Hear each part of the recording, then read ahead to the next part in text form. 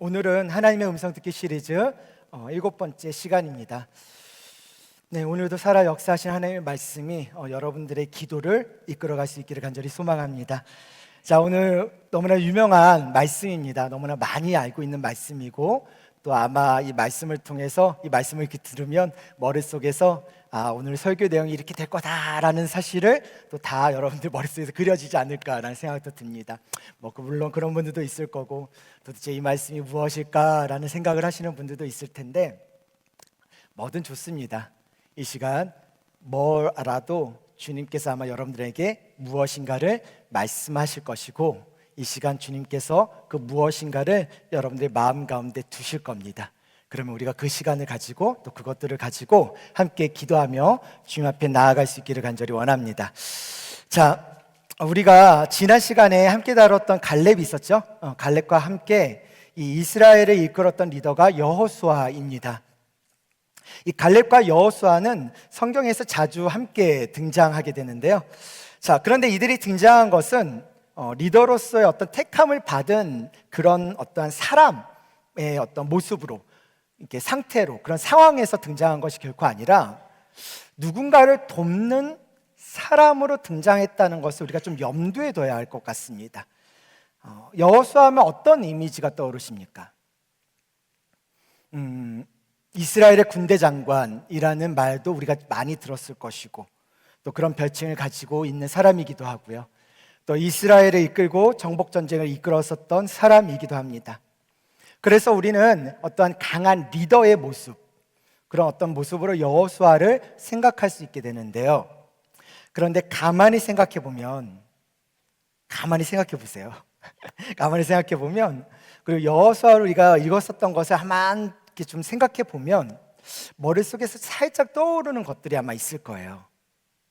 네, 무엇인가 떠오르겠죠? 떠오를 겁니다.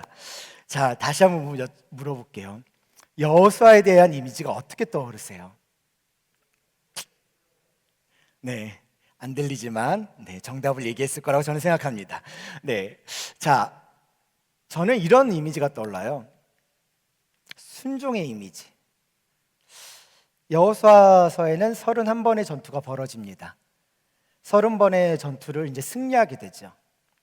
근데 이 30번의 전투를 승리하게 되어진 이유는 딱 하나입니다. 그것은 하나님께 말씀대로 순종했기 때문에 승리한 것입니다. 본문에서 우리가 오늘 읽었을 본문에서 보듯이 하나님과 여호수아의 대화 속에서 하나님이 요구하시는 것은 여호수아의 어떤 강한 리더십도, 힘도, 능력도, 또한 그런 것들을 개발해야 되는 것도 아닙니다.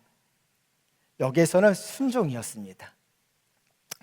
저 이미 좀 답이 나와버리긴 했는데요. 오늘 설교 제목이 이렇게 쓰여 있습니다. 생존과 순종, 당신의 선택은 어떤 것을 결정하시겠는가라는 거예요. 물론 우리가 머릿속에서는 순종이라는 것을 선택해야 된다는 생각을 분명히 하실 것입니다. 근데 제가 이제 요새 자주 이렇게 말하게 되어지는 패턴인데요. 물론 당연한 것은 순종입니다. 하지만 정말 우리는 순종을 선택할 수 있을까? 우리는 생존을 선택하며 살아가고 있는 것은 아닐까라는 생각을 조금은 좀 해봐야 될 것 같습니다. 여호수아와 이 갈렙이 등장하게 되어졌던 이 계기는 모세의 명령에 순종해서 이 모세의 리더십을 도왔었던 역할에서부터 시작이 되어집니다. 오늘 우리가 순종에 대해서 왜 나누냐면, 이 금기 라이브에서 여러분과 좀 기도하고 싶은 것이 있기 때문에 그렇습니다. 첫째로, 내 앞에 놓여진 매일의 삶에서 과연 나는 생존이 아닌 순종을 선택하고 있는 것은 맞는가? 생존과 순종 사이에서 나는 무엇을 선택하고 있는 것인가? 좀 이 문제에 대해서 여러분들이 좀 하나님 앞으로 정직하게 나아가서 좀 기도를 하는 시간이 좀 되어졌으면 좋겠습니다. 그래서 우리가 이 시간, 우리가 기도해야 하는 시간 동안에 하나님, 정말 내가 하나님 앞에서 정말 순종이라는 것을 선택하고 주님 앞에 나아가고 있는 것인지, 아니면 생존에 대한 매여 있는 그 상황 속에서 지금 주님 앞에 나아가고 있는 것은 아닌지를 돌아보셨으면 좋겠습니다. 그리고 두 번째로, 순종을 선택하기로 다짐했다고 했다면 사실 그것이 끝난 게 아닙니다. 왜냐하면 우리가 삶이라는 것은 어떤 실타래처럼 이렇게 쉽게 막 풀어질 수 있는 것도 아니에요. 왜냐면 엉켜 있죠. 우리의 삶이라는 것은 많이 엉켜 있습니다. 그러다 보니까 그렇게 좀 제거해야 될 부분들이 우리 안에 분명하게 있어요. 결단을 하더라도 제거해야 될 것들이 있습니다. 무엇이냐? 내 안에 나를 두렵게 하는 요인이 과연 무엇인가를 생각해 보셔야 돼요. 내가 순종이라는 것을 선택했을 때, 생존이 아닌 순종을 선택했을 때 여전히 미련으로 남는 것들, 여전히 내 안에서 염려나 두려움으로 남을 수밖에 없는 것들을 우리는 좀 생각해 보셔야 됩니다. 그리고 혹 그것이 내가 원하는 대로 또 욕심대로 하려 했었던 것은 아닌지, 혹시나 그런 것들 때문에 내가 실패하는 것에 대한 두려움이 있는 것은 아닌지, 내가 그렇게 살아낼 때 내 삶이 오히려 그것이 실패로 끝나는 것은 아닌지, 이것이 내가 착각하는 것은 아닌지, 그러한 고민과 그러한 생각을 우리는 해봐야 한다는 것입니다. 그래서 이 문제와 이 고민들을 가지고 좀 하나님 앞으로 가져왔으면 좋겠습니다. 그리고 그것을 위해서 우리가 좀 기도하는 시간이 있었으면 좋겠어요. 우리의 마음 가운데 있었던 어떤 나 중심적인 생각들, 아니면 또 두려움들, 그런 염려들을 좀 벗어놓고 하나님의 능력을 구할 수 있는 그런 시간이 이 금요기도의 라이브가 될 수 있기를 간절히 소망합니다. 자, 그럼 조금 구체적으로 우리가 말씀을 좀 더 들어가 보도록 하겠습니다. 자, 여호수아 1장을 같이 본 것처럼 여호와와 이스라엘은 이제 가나안 땅에 들어갈 상황입니다. 가나안 땅에 들어간다는 것은 이제 그 땅을 차지할 수 있다는 것입니다. 그 땅을 차지할 수 있다는 것은 이제 치열한 전투가 벌어진다는 의미이기도 합니다. 그런데 이스라엘이 가나안 땅으로 들어가기 전에 이스라엘을 애굽으로부터 이끌어내었던 누구죠? 모세가 이 가나안에 들어가지 못한 채 이 광야에서 자신의 사명을 다하고 죽음을 맞이합니다. 이 모세의 죽음은 이스라엘에게는 엄청난 충격이었을 겁니다. 비전을 제시했었고 또 그 비전을 실현해 왔었던, 실제로 그것을 인도해 왔었던 그 리더가 죽었다라는 것은 공동체에게 있어서 너무나 큰 충격일 수밖에 없습니다. 우리가 잘 알고 있듯이 모세는 정말 위대한 지도자였습니다. 그리고 모세는 가나안에 들어가지 못했죠. 하지만 그 누구도 모세를 실패했다라고 얘기하지 않습니다. 왜냐? 그는 실패자가 아니라 마지막까지 사명을 다했던 사명자이기 때문에 그렇습니다. 누보산에서 죽음까지 모세가 있어야 할 사명임을 하나님은 그렇게 정하신 것이죠. 하나님의 관점에서 모세는 가나안 땅에 들어가지 못한 사람이 아니라 가나안 앞까지 인도한 사람입니다. 하나님의 관점으로 자신이 여기까지였음을 고백하는 사람, 그런 사람은 결코 실패자라고 말하지 않습니다. 그것은 하나님의 뜻을 완수한 사명자라고 말합니다. 어쨌든 모세가 사라지고 났을 때 이스라엘은 혼란스러워했을 겁니다. 어떻게 모세 같은 지도자를 또 만날 수 있을까? 아마 불안하고 또 염려들도 있을 것이죠. 그리고 정작 이젠 들어가야 되는 것이고 요단을 건너 넘어가서 가나안 땅으로 들어가서 정복 전쟁을 또 해야 되고 전투를 치러야 하는데 과연 이 상황 속에서 어떤 지도자 밑에서 우리는 이 일들을 제대로 할 수 있을 것인가 라는 생각을 하며 두려움과 불안함이 분명하게 있었을 것입니다. 자, 하지만 사람은 바뀌어도요, 하나님의 약속은 결코 바뀌지 않습니다. 이스라엘이 처한 환경은 바뀌어도 하나님의 약속은 결코 바뀌지 않습니다. 아직 이스라엘에게도 사명이 있는 겁니다. 사명은 하나님의 부르심에서부터 시작되는 것인데요, 그러므로 사명자는 결코 낭망할 필요가 없는 이유가 사명자를 부르신 하나님의 계획과 약속은 바뀌지 않기 때문에 그렇습니다. 우리 이런 설교를 좀 들은 적이 있을 것 같은데요, 여러분, 모세를 잘 섬겼었던 여호수아가 하나님께 쓰임받지 않습니까? 우리 하나님의 종에게 잘하십시오. 그러면 여러분은 하나님께 쓰임받는 복을 누리실 겁니다. 이런 설교 들어보신 적 있으세요? 그런데 이 말이 옳은 말이기도 하고요, 틀린 말이기도 합니다. 모세가 하나님께 쓰임받는 사람이었다면, 그리고 사람이었을 때 여호수아가 모세를 수종드는 일은 옳은 일이었고요, 그것은 중요한 일이었습니다. 그러나 만일 모세가 하나님을 떠난 사람이었다면 모세를 수종드는 것이 어떤 의미가 있을까? 아무 의미가 없다는 거죠. 다시 말하자면 우리가 하나님이 쓰시는 사람에게 순종하는가, 순종하지 않는가를 분별해야 된다라는 겁니다. 하나님이 쓰시는 사람에게 순종하고 동역자가 될 때 하나님은 그 사람을 반드시 높이 쓰십니다. 또 다시 말하자면 제가 하나님께 순종하는 목회자로 살아갈 때 여러분이 그것을 보실 수 있는 영적인 안목과 그리고 분별력이 있으셔야 한다라는 말을 드리는 겁니다. 그리고 하나님이 쓰시는 사람이라고 보셨다면 순종하시면 되는 거죠. 그냥 담임 목사라고, 또한 주의 종이라고 그렇게 들어와서 또 그렇게 여겨서 순종하지 말라는 말입니다. 자, 이와 같은 여호수아를 우리가 평가할 때 그는 모세를 온전하게 따랐던 사람이었습니다. 하나님의 말씀에 온전하게 따랐던 그 모세를 따라 여호수아는 하나님의 명령에 따라 순종하며 살아냈었던 사람이었다라는 것이죠.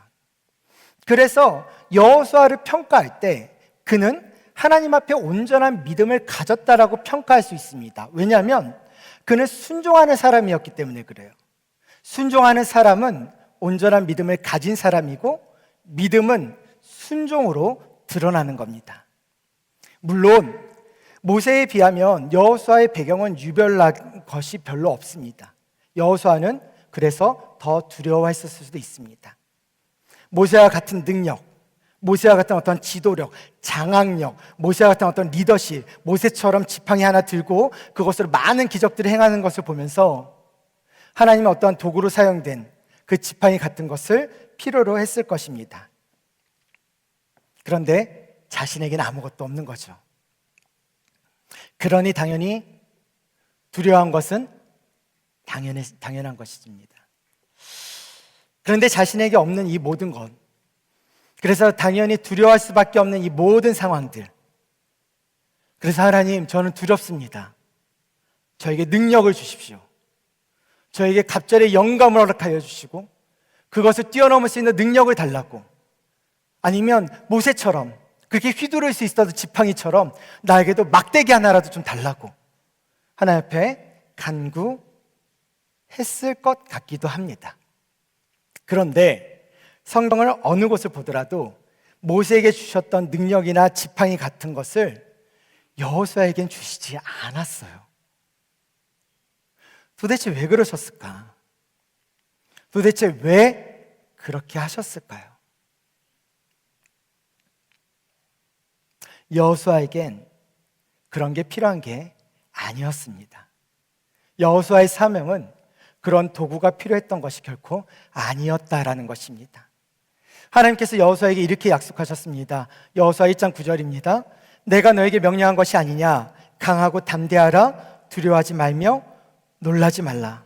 내가 어디로 가든지 내 하나님 여호와가 너와 함께 하느니라 하시니라. 하나님은 모세 밑에서 수종들던 이 여호수아를 선택해서 새로운 지도자로 세우셨죠. 그렇게 이 여호수아는 오로지 하나님만을 의지할 수밖에 없는 겁니다. 여호수아가 할 수 있는 것, 여호수아가 잘할 수 있는 그것, 순종하고 의지하는 것밖에 없다는 겁니다. 그런데 이것은 여호수아에게 있어서 하루아침에 되는 것은 결코 아니었습니다. 갑자기 리더로 세워졌다고 해서 갖춰지는 것은 결코 아닌 너무나 중요한 요소입니다. 무슨 말을 하고 싶냐면, 순종이라는 것은 우리가 어떤 능력이 떨어졌다고 해서 그때부터 순종을 잘할 수 있는 것이 결코 아니다라고 말씀드리고 싶은 겁니다. 그러한 시간들이 되어질 수 있도록, 그런 시간의 순간까지, 그래서 그 순간에 하나님의 말씀 앞에 순종하며 살아낼 수 있도록 여호수아는 수많은 시간들 속에서 이 상황들을 갈고 닦았을 것입니다. 자의든 타의든, 내가 의도했든 의도하지 않았든. 여호수아는 40년 동안 하나님의 사람 모세 밑에서 온전한 믿음과 순종을 배웠습니다. 가나안 땅의 12 전탐꾼 중에서 한 명으로 뽑혔을 때도 안 될 이유를 찾았던 10명과는 달리 여호수아와 갈렙은 약속의 땅의 그 풍성함을 볼 수 있었던 것도 순종으로 하나님의 마음을 알았기 때문입니다.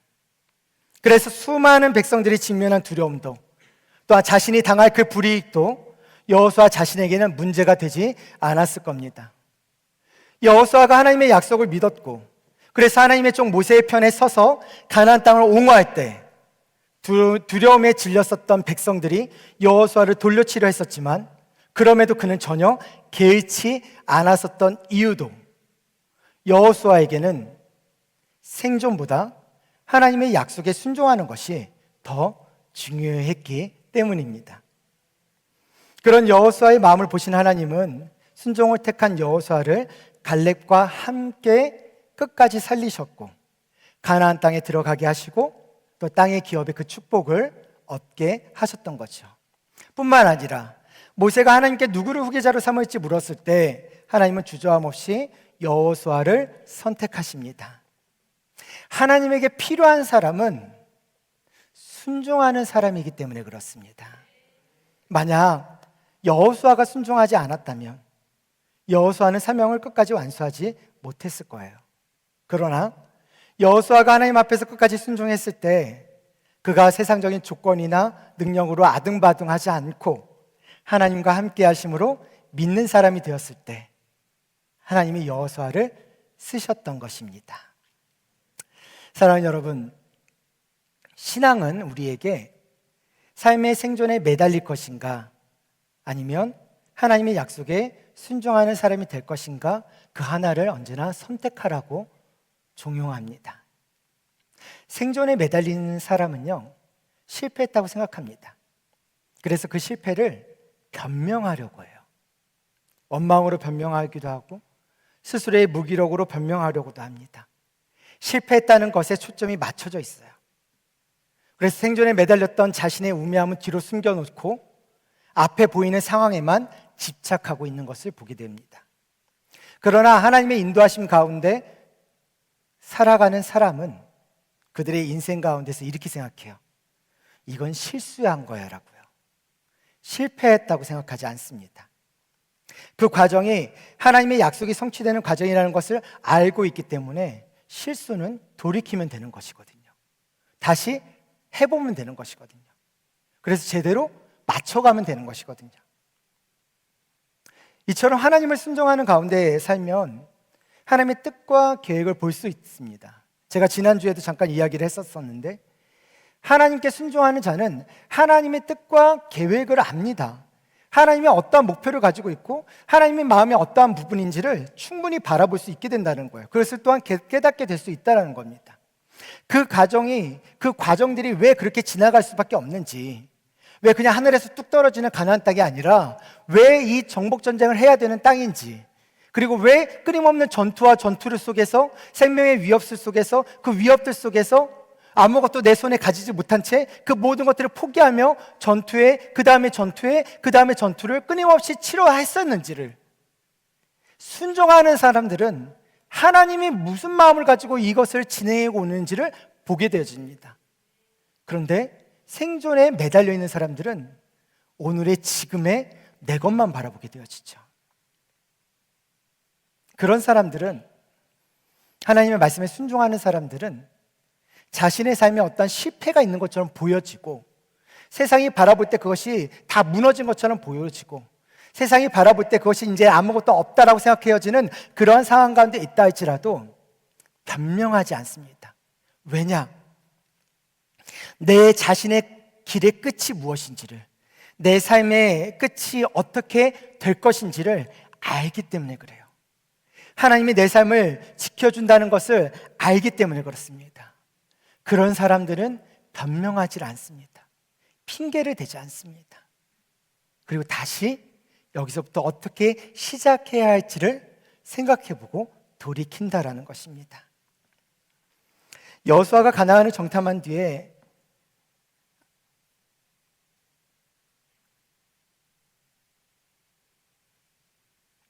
가나안 땅으로 나에게 주어진 그것에 대해서 실제로 벌어진 시간은 여호수아가 하나님의 땅에 들어와서 38년의 시간이 필요했을 수밖에 없었습니다. 하지만 여호수아는 그 기간 동안 결코 변명하지를 않았습니다.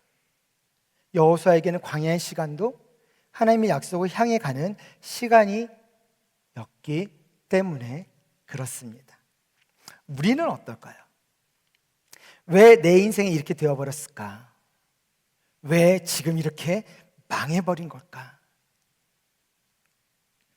도대체 하나님은 어디에 계시는 걸까? 그렇게 간절히 구하며 살아냈었던 그 모습이 어떤 모습일까? 왜 나는 여전히 그러한 모습과 상황 가운데 서 있을 수밖에 없을까? 하나님 왜? 도대체 왜?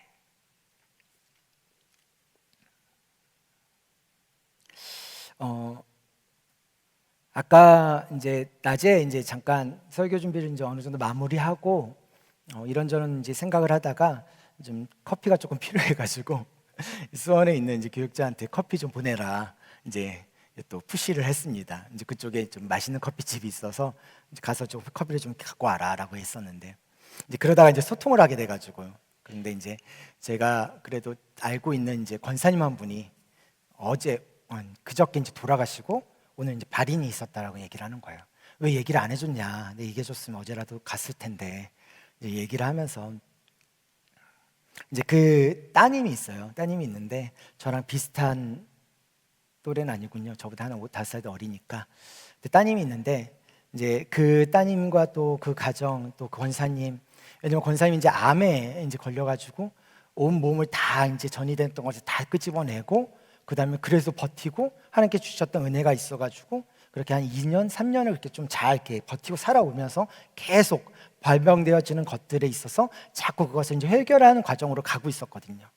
그래서 좀 살고 있을 거라 생각했고 저도 그 교회를 떠날 때 권사님과 함께 좀 기도하는 시간을 가지면서도 권사님이 건강하게 그래도 회복되어져 가고 있어서 참 감사하다는 생각을 좀 했었습니다.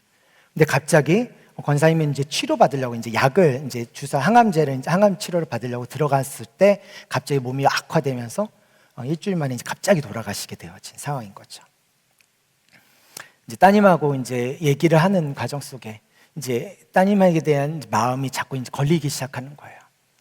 저랑 항상 이제 대화를 나누고 하면 대화를 나눌 때마다 항상 했었던 질문이 왜 하나님은 우리 엄마를 데려가시냐? 왜 하나님은 우리 엄마를 힘들게 하고 아프게 하느냐라는 거였어요. 근데 그게 하나님이 몰라서가 아니에요. 하나님의 말씀에 순종하지 않아서도 아니에요. 누구보다 하나님을 잘 알고 있고 하나님 앞에 바로 서려고 하는 한 영혼의 모습이에요. 그럼에도 불구하고 그 영혼이 하나님 앞에 고백하는 것은 하나님 왜라는 것에 대한 이야기일 수밖에 없다는 거죠.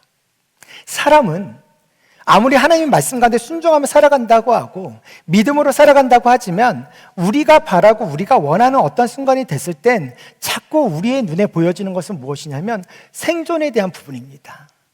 어떻게 하면 내가 그것을 버틸 수 있을까? 어떻게 하면 내가 그것을 해결할 수 있을까?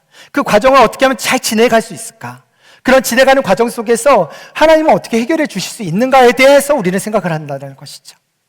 그런데 지금 하나님께서 우리에게 말씀하시는 건 뭐냐면 생존에 의한 순종이 아니라는 겁니다. 순종을 통한 생존이 필요한 건데 자꾸 우리는 생존에 의한 순종이라는 것으로 자꾸 넘어가려고 하니 우리의 발걸음이 걸릴 수밖에 없다라고 하나님 우리에게 지금 말씀하고 계신다라는 겁니다. 생존과 순종이라는 이 두 개의 갈림길 안에서 그리고 이 갈림길 안에서 이 결과 안에서 우리는 어떤 것을 선택해야 하면 어떤 것을 바라봐야 될 것인가. 그런데 만약 우리가 우리의 인생 가운데 왜 내 인생이 이렇게 되어버릴까? 왜 나는 지금 여전히 이렇게 해서 어려워하고 힘들어하고 왜 나는 나의 삶은 지금 나이가 몇 살인데 지금 이때까지도 나는 지금 이렇게 살아갈 수밖에 없는 삶일까? 아니면 내 삶이, 내 인생이, 내 자녀가, 내 모습이, 내 남편이, 내 아내가, 내 건강이, 내 영육이, 내 모습이 어떤 모습으로 주님 앞에 나아가는 것이 필요한 것일까라는 것들을 고민할 때 왜 내 삶인 지금 여기에 멈춰버렸던 것일까? 왜 나는 여전히 여기에서 이런 고생을 하고 있을까? 그러나 그때 하나님의 말씀에 순종하는 사람에게 들리는 말이 무엇인지 아십니까? 아직 끝나지 않았다.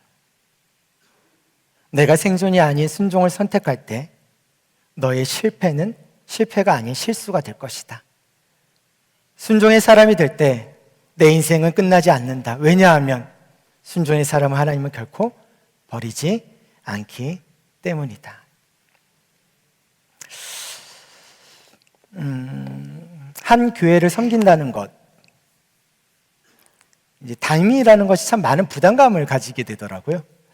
이게 얼떨떨하게 있다가 한 주 한 주 지날 때마다 더 이렇게 부담감을 갖게 되어지는 것 같아요.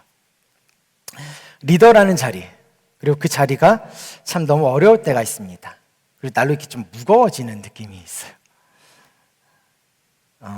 서울과 다들 어쨌든 제가 수원에서 왔지만 서울이라고 얘기하셔가지고 어쨌든 간에 서울과 울산이라는 거, 경상도,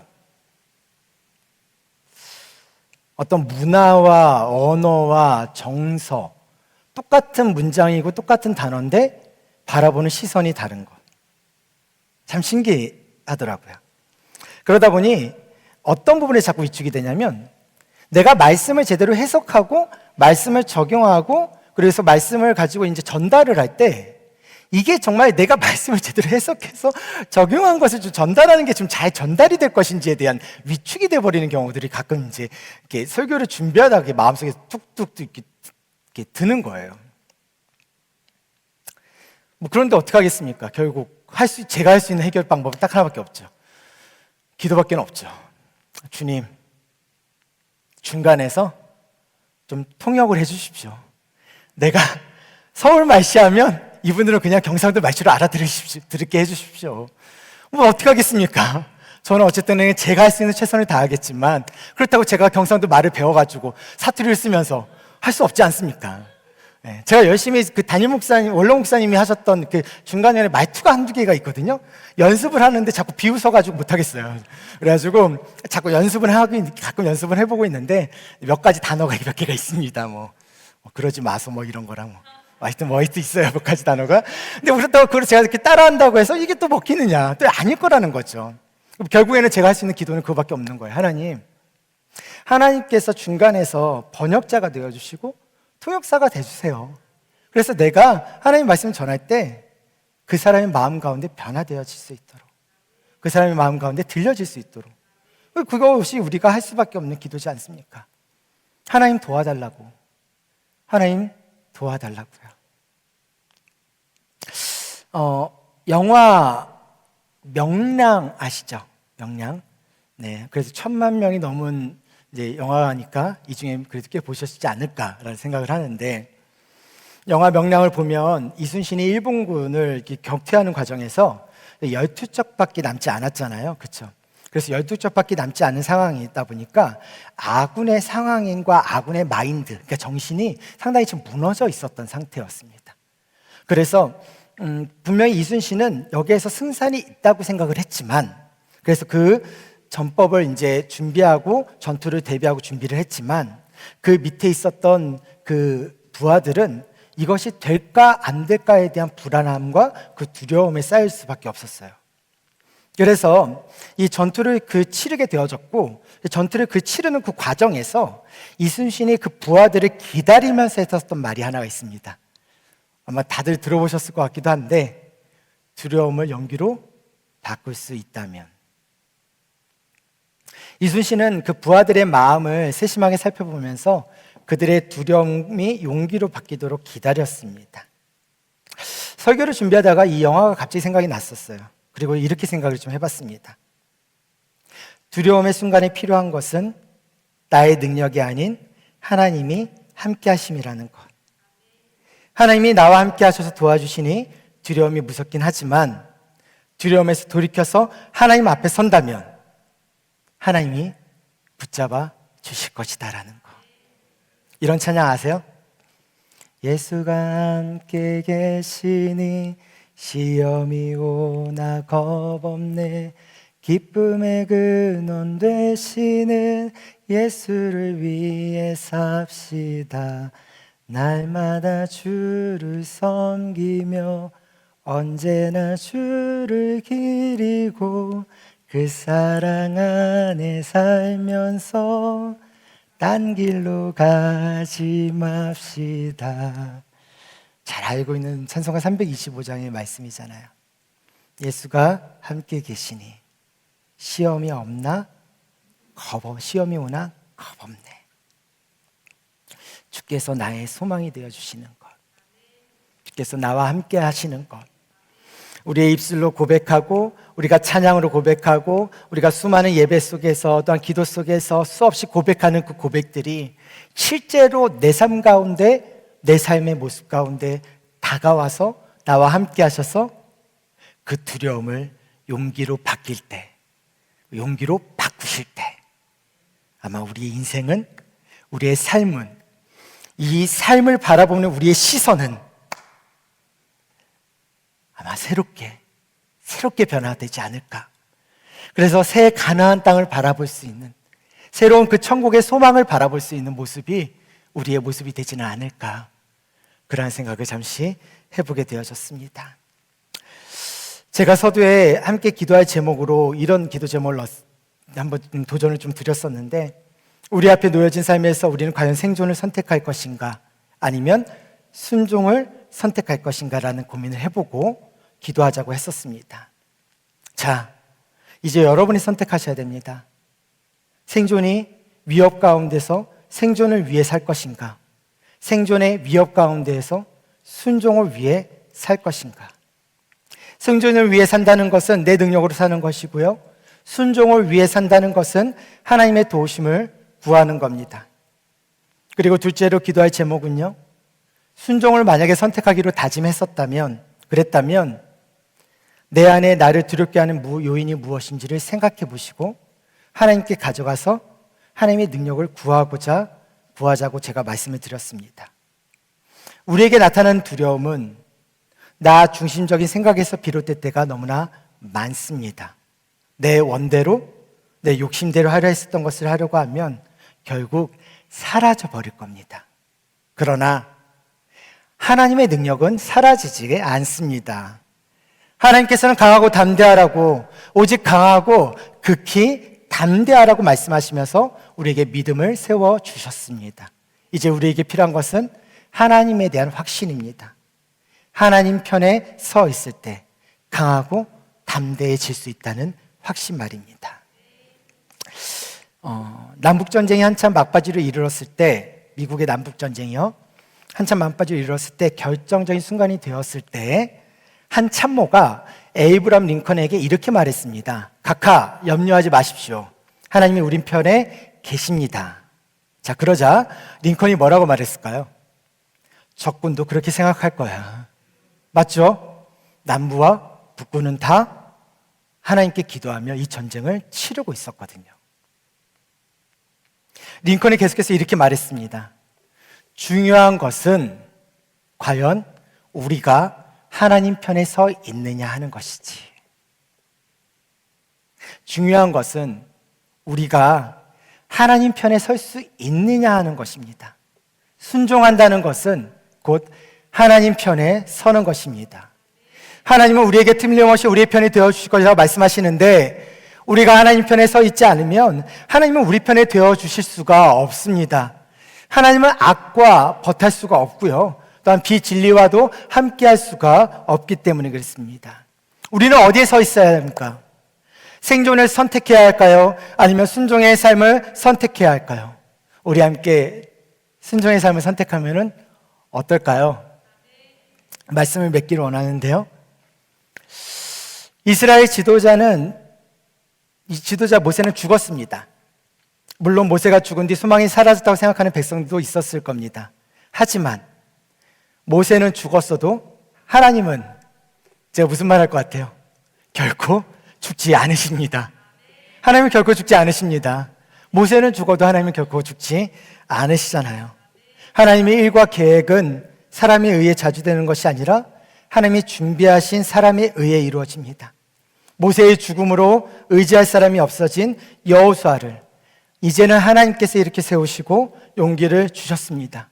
그리고 어디로 가든지 함께 하시 하나님이 계시니 오직 강하고 담대하라고 격려하십니다.